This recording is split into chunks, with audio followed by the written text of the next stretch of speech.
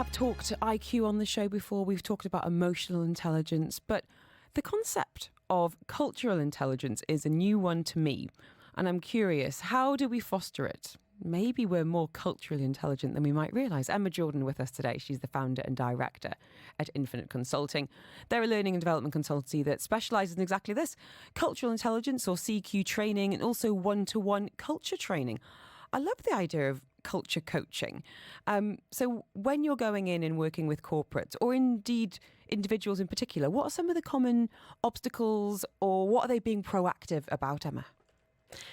Thank you, Helen. I find that I often get senior leaders who are technically competent. They've done the job really well in banging CV.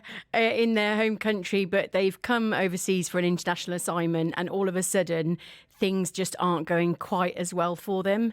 And often it's actually the cultural piece that's missing. They've perhaps never worked internationally before, or just don't recognise that they're going to come across cultural value differences. That means that we operate in a different way to one another. So when you're going in, is it a case of explaining, this company or this country does things in an XYZ, or is it about kind of explaining the concept of cultural intelligence, or a bit of both? Yeah, so cultural intelligence is the ability to work and adapt, to work with people from different cultures. So often I'm going in and saying, as much as you recognise that your way is the right way, there isn't really a right or wrong way when it comes to culture. So part of my work is taking individuals through a deep dive into their own cultural values and helping them to have a better understanding of themselves. Once you do that, they then have that kind of aha moment where they recognise, okay, that's why I'm, facing challenges or coming across opposition when I handle things in this way. And maybe that's different to other people around the table or other people, within the region. It's interesting because we've spoken a lot on the show, and actually just today, about how important diversity is in the workplace. And there's no denying that, when we look at the bottom line, when you're looking at tackling problems from the perspective of different people with, different backgrounds around the table, you are going to be benefiting from that. But as you say, it's sometimes easier said than done when it comes down to, personality clashes, even the way that things are communicated on email, there's so many different facets to this. So I wondered if you could perhaps explain the importance of having that adaptability, to different cultures in Dubai. What are some of the benefits that you've seen with clients and even corporations who have been proactive about their cultural intelligence? Yeah, sure.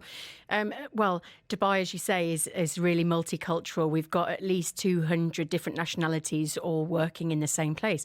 And that means basically that within the workplace or, just out and about when you're socialising, you're going to be interacting with people from numerous different cultures. And so it's really important that we start to understand that, the way that we communicate or the way that we value time or the way that we build trust is completely different from, potentially the person next to us. But, in order for us to work effectively, we need to be open-minded to the idea that that we maybe need to flex and adapt our approach in order that our interactions are more effective when we're working with others from diverse cultures. You obviously specialise a lot in that workplace, but I think this also extends to our personal lives as well. It's such an opportunity to be here and to be able to meet people from backgrounds that, okay, this is going to sound really bad, but I'm going to say it. When I look at my best friend at home and at their kind of village school, every kid in her daughter's class is from about 3 miles away. And they all look the same, they sound the same, they eat the same. And there's a certain amount of, comfort in that. I understand, that idea of identity and having that consistency. But then you contrast it to kids growing up here and think, wow, if and when these kids leave the UAE, they will have been exposed to families from, infinite combinations of nationalities and cultures. They'll hopefully have friends scattered all over the world. And I think that's just quite lovely. And same for us as adults. It's quite easy to exist in a bit of an echo chamber here of only gravitating towards people who've got the same passport as you, which feels like a bit of a shame, doesn't it? Yeah, absolutely. Would agree with you. I grew up in a small town in the UK. It was predominantly white.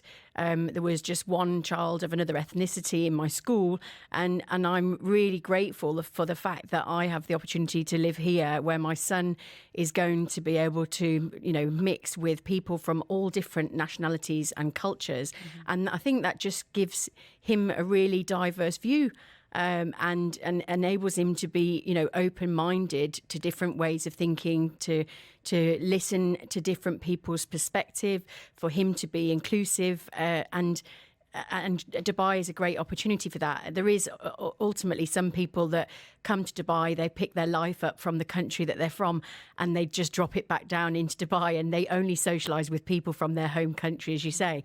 But I think they're just missing a fabulous opportunity.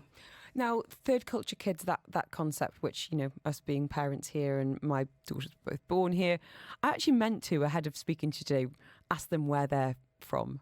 Ask them where they think they're from. Because I don't know what they would say. I think I'll do it tonight. But it is quite a confusing thing, especially for the younger children who were born here and have only ever lived here, and they might have a passport, but they've probably only spent a matter of a few weeks or months in that so-called home country. What are some of the challenges and opportunities you think about third culture kids, especially in the UAE, Emma? Yeah, so I think, well, firstly, let's talk about what is a third culture kid. So a third culture kid is a child that, that basically grows up in a place that's not their home country or culture. So the first culture is their home culture, so the culture of their passport. The second culture is their geographical culture, so it's the culture of, in this example, the UAE. The third culture being that, these children that are growing up in these scenarios tend to actually better relate to, a culture of relationships, people who have shared experiences, those sort of connections, rather than having a connection with people from their home country or people from the UAE. Let's face it, as you've just said, that there's so much diversity and exposure here in the UAE that they probably wouldn't have maybe in their home country. They don't maybe feel like they ultimately fit in here because they're not, they don't have an Emirati passport, and so they then, create this kind of third culture, which is called an interstitial culture. It's a culture that they form based on connections and relationships. So kids growing up here potentially have a more of a connection with an expat kid, that's growing up in Singapore, for example, because they've got that shared experience of an expatriate life, more so than they might do with a child that's grown up in the culture that they're from their national passport. So I think it's fascinating the way that it then impacts them as children. One thing I'm keen to explore, not today because we've only got 2 minutes, but on a future show, is this idea of repatriation.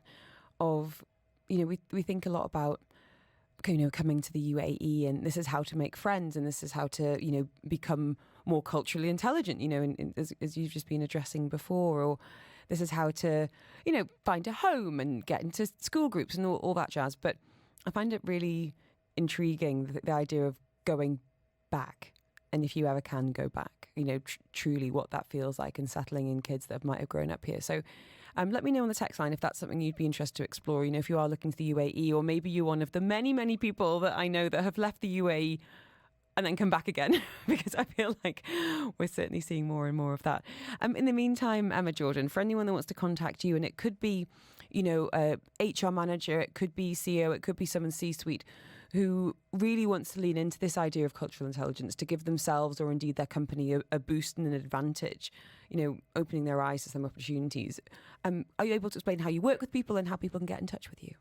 Yeah, sure. So I work with big corporate multinational organisations where I will be able to do a workshop with the team and help them to better understand their own cultural value preferences and their current level of cultural intelligence. And then we can use that information to put together strategies on how you can become more effective as individuals and then as an organisation. But I can also work with individuals on a one-to-one cultural coaching basis.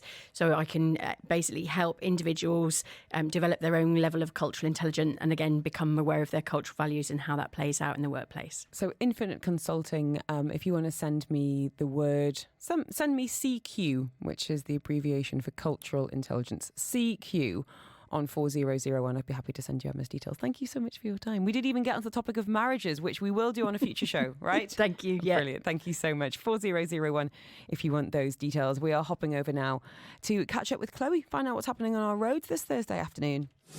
Dubai Eye 103.8 traffic. With Yas Island Abu Dhabi. Stay at iconic hotels.